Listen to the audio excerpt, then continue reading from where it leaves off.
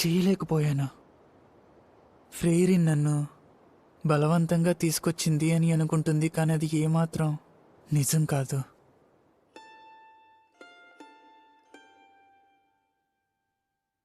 Mister Stark, నువ్వు పారిపోవని నాకు తెలుసు.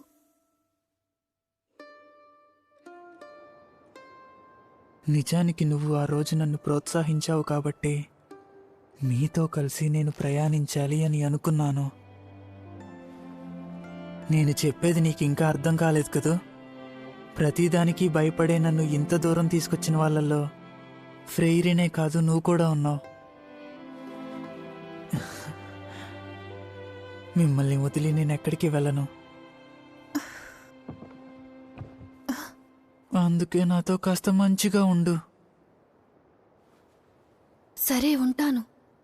ఇలా రా, నీకు తల నిమురుతాను. ఏం పథకం వేసావు? నాకు భయం వేస్తుంది. చా, ఇదేం కర్మరా నాకు.